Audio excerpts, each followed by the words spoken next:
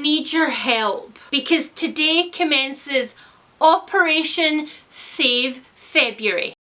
Hi guys, it's Leanne and welcome to my Save February Stack-it-tbr. I have been on an extreme go-slow since Christmas. I gave myself a break from TBRs because at the time I wanted to read things that made me happy and things that would give me the warm fuzzies because, you know, family and drama and everything that goes with the seasonal periods. And then into January I was like, well, I'm sick and I'm also decorating the library and there's a lot of stuff going on. And then I hit February and I was like, I'm gonna make a TBR, I'm gonna film a TBR, and did I upload the TBR? No, I did not. And that is entirely because I didn't want to make myself accountable. I was slacking, y'all, and then somehow it rolled to the 11th of February and I pooped myself a little bit when I looked at my numbers. You name it, my brain has said, yeah, nah, no thank you, maybe another day. I'm washing my hair today, sorry. But no longer. No longer. So I am here to bring you things that I must read before the end of the month in order to be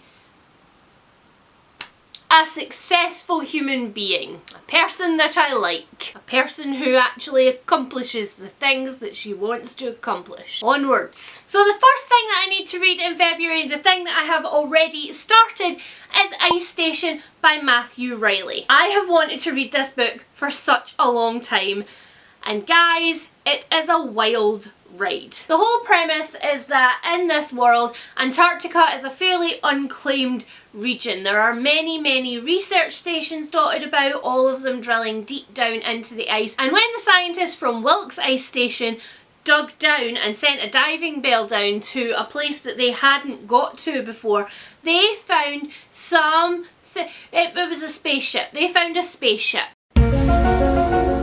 Suspend your disbelief with me, guys. And let's just keep on trucking. There's a lot of suspending your disbelief necessary with Matthew Reilly, I am realising. So very quickly the people in the diving bell go missing and Wilkes Ice Station raises the alarm and the US send out a troop of elite Marines to secure the station and the spaceship before the news of the find gets out and, you know, other military people descend on the station. Scarecrow, who is the leader of this group of motley Marines and who carries on for a whole series through Matthew Reilly's books, he somewhat inexpertly leads his team there, and when he gets there he discovers things have pretty much just gone to shit. It's bad. It's pretty bad. It's pretty bad. And I gotta say, I don't know what I was expecting, but it wasn't what I'm getting. And what I'm getting is great. It's a wild page-turning, easy read ride. But it definitely wasn't what I was expecting. The next book on my stack is Temple by Matthew Reilly. I'm just going to keep the ridiculous adventure rolling because it's getting me reading and what has proven to be a very slow start to the year.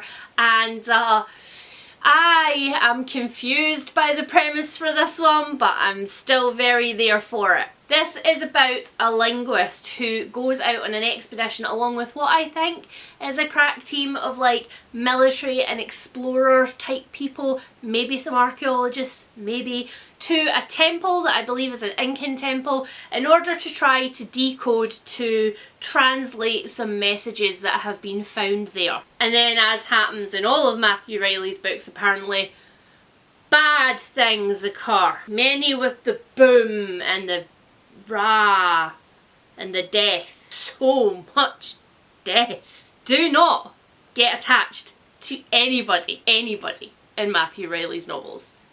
I'm just saying. Trust your girl on this, don't get attached. Next on my list, and also one that I'm currently reading, is The Mystery on the Blue Train. This is my read aloud book for the month with my lovely wife Helen. For those of you who are new to my channel, my wife picks a book every month, usually a book that is not available on audiobook, and I read it aloud to her while we're driving, while we're shopping, while we're I don't know, cooking food right before we go to sleep. In the 10 minutes it takes for the adverts to go by during MasterChef Australia. My wife has dyslexia. She listens to all of her books on audiobook, and she reads more in a year than I do. So, way to help me feel like an accomplished booktuber there, wifey. And this month it just happens that she was in the mood for a Poirot. The mystery on the Blue Train is about quite a few characters, one of whom is getting a divorce from her adulterous husband and who has got on a train to Nice, the Blue Train, with a necklace that her father has just given her, which has a ruby in it called the Heart of Fire, and it's very famous and very expensive. And funnily enough, she dies. Yes, Kiwi, you tell that scratcher. And it's also about a character who has just inherited a lot of money from her previous employer, who she was a lady's maid for, who is trying to find her way in society and also just happened to be on the Blue Train when this incident occurred. And now Poirot is going to come in and save the day, I assume, because that's pretty much the formula of a Poirot novel. Really horrible people get together, one of them is murdered, Poirot fixes everything and waxes his moustache a lot. The next book that I'm going to be picking up is one that you are allowed to throw things at the screen because I have not read yet. I will sit here and give you a few moments after I show you what it is to launch projectiles and tell me that I'm a terrible person, and I will take that. This book is The Hate You Give by Angie Thomas. The Hate You Give is of course being made into a movie really soon, and I don't know, I think the reason that this has sat on my shelf for such a long time is because I am scared of what it's going to do to my feelings. This is about 16-year-old Star, and one day she is in a car with one of her friends and she is the sole witness to him being shot by a policeman. He is unarmed and he is black, and his shooting changes a lot of things for a lot of different people. This is an utterly beloved book by almost everybody that I know. I don't think I've spoken to one person who has read this book and not absolutely loved it. It's kind of a lot of pressure. I stay away from new releases a lot of times because of hype, and I guess that really kind of applies with books that have been out for a while. But it's time. It's time that I read it. The next book on my list is No Exit by Taylor Adams. I was really highly anticipating this book this year, except then I discovered that it's only a new release for the US. It's been out in Europe, in the UK, and I think Australia for quite a long time, so I bought it immediately on my Kindle, bought it immediately. I was very pleased to discover that it was No Exit is about a young woman who I think is called home from college because her mother is dying, and she is racing to get there through some very windy mountain roads when a serious snowstorm hits, and she gets snowed in along with a few other people in a tiny roadside motel that she would otherwise probably not have gone anywhere near. She goes outside and tries her best to get a signal on her cell phone in order to tell her family that she's fine, but she's still trying to get there, and she discovers parked in a van next to her car a little girl in a cage. And then I'm assuming there's going to be freeing the girl and much investigation into who the dirtbag was who put her there. I am loving this trope that's happening more and more in thrillers right now, where people are like pinned to a place by the elements and can't physically leave. Thank you, can I have more please? Okay, I have been a very good girl, I deserve it. Terrible girl, that's why we're doing this TBR. Don't tell the book gods that. So as a little bit of incentive to help me get through this, you will read all of these books in February, Leanne, Stack-it-tbr, I have popped on a couple of books near the end that I'm just really desperate to read. Sometimes I think you've just got to please your brain, and right now I am in a massive, massive urban fantasy mood, so that's what I'm going to read. Because Stack It is not just about forcing me to read books that have been on my shelf for a long time, it's also about, you know, just getting me to read. It's not meant to be punishment, it's meant to be fun. Keep telling yourself that, Leanne. So the first book that I'm going to be reading is book 1 of the Kate Daniels series. This is Magic Bites by Ilona Andrews, which is actually a husband and wife writing duo, in case you're not familiar with it. These books are set in a world where when the magic is up, no technology works. That includes cars, planes, mobile phones, the lot.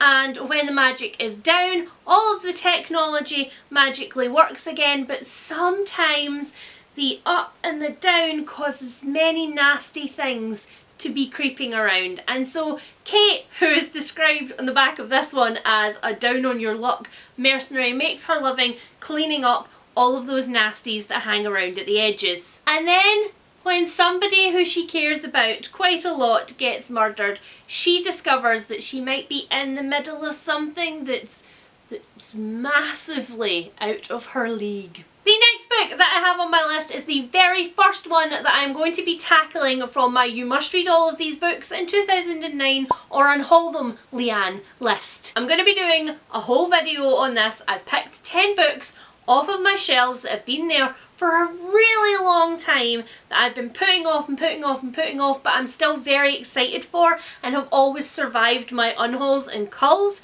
and I have decided that I have to read them in 2019 or they have to go because they're just taking up valuable space. So this one is the first one in a trilogy, and it is The Magicians by Lev Grossman. I was drawn into wanting to read this series by two things. The first thing is that it is entirely jam-packed with all of my favourite tropes. It's a portal fantasy wherein Quentin Coldwater, who is a very unlikable genius who just snarks his way through his life, is dropped into a land that he read about in his childhood in books, and he is admitted there to a magical academy, and then things go wrong. All of Leanne's favourite young adult and middle grade fantasy tropes in one, and with young protagonists, but definitely with an adult flavour. And second of all,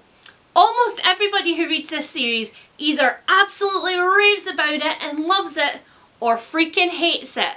And you know me, I do like a good opinion. So I want to see what makes people so freaking divided about this series. So I'm going to put the first book on my TBR. If I am really utterly compelled to keep going, the next two can then go on at the end. And if I'm not, the whole series will move out of my house for good. You're on notice. And finally, the last book on my Save February stack is Stillhouse Lake by Rachel Kane. This one started out as a standalone, then it became a duology, and now the third one is coming out this year, and absolutely everybody says that it is right up Leanne's alley. This is about a woman whose husband is in a horrific car accident, and as a result of that, she discovers that he was a serial killer. There is evidence found in the car. Just leave it at that. She and her family, in the wake of this horrific revelation, get new identities and are relocated after the trial to have entirely new lives. And then a body bobs along in the lake in front of her house, and what she thought was over and done with, it's not. Turns out to be not. Very much not. So that was everything on my Save February stack.